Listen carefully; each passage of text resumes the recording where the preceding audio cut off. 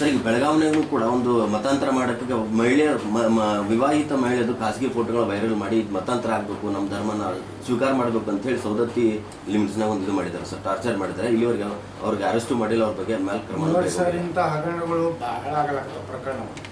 ಕೆಲವೊಂದು ಮಹಿಳೆಯರು ಮಾನ ಮರ್ಯಾದೆ ಗಂಜಿ ಪೊಲೀಸ್ ಸ್ಟೇಷನ್ಗಾಗಲಿ ಇದು ಆಗಲಿ ಆಗೋದಿಲ್ಲ.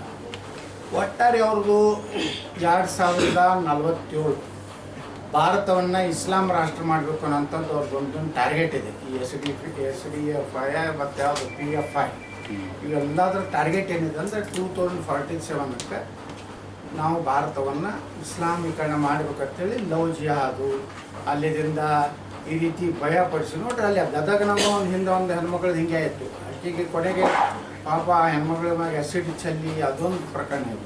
ಇಂಥ ಪ್ರಕರಣಗಳು ಭಾಳ ಆಗ್ತಾಯಿವೆ. ಇದರ ಕೆಲವೊಂದು ಹೊರಗೆ ಬರ್ತಾ ಇದ್ದವು, ಕೆಲವೊಂದು ಇದ್ರೆ ಪಾಪ ಅವ್ರ ಮರ್ಯಾದೆಗೆ ಅಂಜಿ ತಮ್ಮ ಹಾಳಾಗಿ ಹೋಗಿ ಬರಪ್ಪ ನಮ್ಮ ಮಗಳು ಅನ್ನೋಂಥ ಪರಿಸ್ಥಿತಿ ಇದೆ. ಅದಕ್ಕೆ ನಾನು ಇಷ್ಟೇ ರಾಜ್ಯದ ಜನತೆಗೆ ವಿನಂತಿ ಮಾಡ್ಕೋದಂದ್ರೆ, ನೀವು ಈ ದೇಶದಲ್ಲಿ ಸುರಕ್ಷಿತ ಆಗಿರಬೇಕಾದ್ರೆ, ನೀವು ಭಾರತ ಉಳಿಬೇಕಾದ್ರೆ, ಸನಾತನ ಧರ್ಮ ಉಳಿಬೇಕಾದ್ರೆ, ನಿಮ್ಮ ಮನೆಯಲ್ಲಿ ನೀವು ಸುರಕ್ಷಿತ ಇರಬೇಕಾದ್ರೆ ನರೇಂದ್ರ ಮೋದಿಯವ್ರನ್ನ ಬಿಟ್ಟು ಈ ದೇಶದಲ್ಲಿ ಯಾರೂ ಪರ್ಯಾಯ ಇಲ್ಲ. ಅದಕ್ಕೆ ನಾವು ಮತದಾರರಿಗೆ, ಕಲಬುರಗಿ ಲೋಕಸಭಾ ಮತದಾರರಿಗೆ ವಿನಂತಿ ಮಾಡ್ಕೊತೀನಿ, ನೀವು ಹೊರಗೆ ಬಂದು ಮತದಾನ ಮಾಡಿ.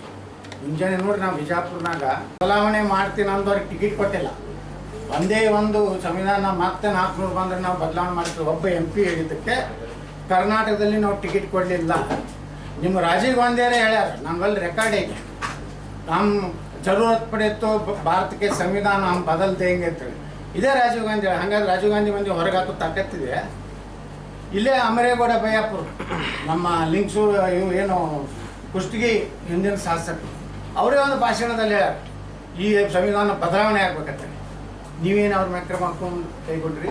ಇದು ಕೇವಲ ಜನರಲ್ಲಿ, ದಲಿತರಲ್ಲಿ, ಹಿಂದುಳಿದ ಸಮಾಜದಲ್ಲಿ ಒಂದು ಭಯ ಹುಟ್ಟಿಸುವಂಥ ಕೆಲಸ ಮಾಡ್ತಾಯಿದ್ವಿ.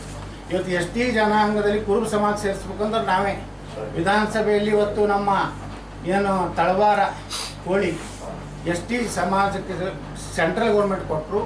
ಇದೇ ಬೊಮ್ಮಾಯಿ ಸರ್ಕಾರದಾಗ ನಾನೇ ಜಗಳ ತೆಗೆದು ವಿಧಾನಸಭೆಯಲ್ಲಿ ಮಾತಾಡಿ ನಾವೇ ಹೋರಾಟ ಮಾಡಿ ಇವತ್ತು STಗಳಿಗೆ ಪ್ರಮಾಣ ಪತ್ರ ಕೊಡುವಂಥದ್ದು. ಮರಾಠ ಅಭಿವೃದ್ಧಿ ನಿಗಮ ಮಾಡಿದ್ದು.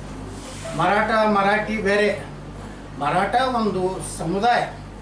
ಭಾರತದ ಈ ಸ್ವಾತಂತ್ರ್ಯದ ಪೂರ್ವದಲ್ಲಿ ನಮ್ಮ ಸನಾತನ ಹಿಂದೂ ಧರ್ಮ ಉಳಿಲಿಕ್ಕೆ ಕಾರಣ ಛತ್ರಪತಿ ಶಿವಾಜಿ ಮಹಾರಾಜ. ಅಂಥ ಸಮುದಾಯದ ಪ್ರಾಧಿಕಾರಕ್ಕೆ ಕೆಲವೊಂದು ಕನ್ನಡ ಹೋರಾಟಗಾರರು ವಿರೋಧ ಮಾಡಿದ್ರೆ, ನಾನು ಬೆಳಗಾವಿ ಅಧಿವೇಶನದಲ್ಲಿ ಮಾತಾಡಿದೆ, ಮರಾಠಿ ಭಾಷೆ, ನಾವು ಮರಾಠಿ ಈ ನಮ್ಮ ದೇಶದ ಭಾಷೆನೇ, ಅದರದ್ದು ಮಹಾರಾಷ್ಟ್ರದ ಉಪಯೋಗ ಮಾಡಿ ಕರ್ನಾಟಕದಲ್ಲಿರೋರು ಕನ್ನಡ ಮಾತಾಡ್ಬೇಕಂತೆ. ಅವಾಗ ಮತ್ತೆ ನಾನೇ ಹೋರಾಟ ಮಾಡಿ ವಿಧಾನಸಭೆಯಲ್ಲಿ ಬೆಳಗಾವಿ ಅಧಿವೇಶನದಲ್ಲಿ ಅವತ್ತು ಬೊಮ್ಮಾಯಿ ಇರಲಿಲ್ಲ, ಅಶೋಕ್ ಇದ್ದರು, ಅಶೋಕನೇ ಹೇಳಿಕೆ ಕೊಟ್ಟರು. ಮುಂದೆ ಮರಾಠಿ ಪ್ರಾಧಿಕಾರ ಮಾಡಿದ್ವಿ. ನಾವು ಮರಾಠ ಸಮಾಜದವ್ರನ್ನ ಬೀದರ್ನವ್ರನ್ನ ಅಧ್ಯಕ್ಷ ಮಾಡಿದ್ವಿ. ಅಂದರೆ ಯಾವ ಸಮುದಾಯಗಳಿಗೂ ಭಾರತೀಯ ಜನತಾ ಪಾರ್ಟಿ ಎಂದೂ ಯಾರು ದೇಶದ ವಿರುದ್ಧ ಕೆಲಸ ಮಾಡ್ತಾರೆ ಅಂಥವ್ರ ವಿರುದ್ಧ ನಾವು ಇದೀವಿ ಹೊರತು ಯಾವುದೇ ಧರ್ಮದ ವಿರುದ್ಧ ಇಲ್ಲ. ದೇಶದ್ರೋಹಿ ಕೆಲಸ ಮಾಡೋರು, ಭಯೋತ್ಪಾದಕರ ವಿರುದ್ಧ ಭಾರತೀಯ ಜನತಾ ಪಾರ್ಟಿ ಇದೆ. ಯಾವುದೇ ಧರ್ಮದ ವಿರುದ್ಧ ಇಲ್ಲ. ಈ ದೇಶದ ಅನಾಥಿಂದ ಪಾಕಿಸ್ತಾನಕ್ಕೆ ಅಂದ್ರೆ ಮತ್ತೆ ಇಲ್ಲಿ ಅವ್ರದ್ದೇನು ಕೆಲಸ ಇದೆ ಭಾರತದ? ಅದಕ್ಕೆ ನಮ್ಮ ವಿರೋಧ ಇದೆ ಅನ್ನೋಂಥದ್ದು ನಾನು ಹೇಳಿಕ್ಕೆ ಬಯಸ್ತೇನೆ.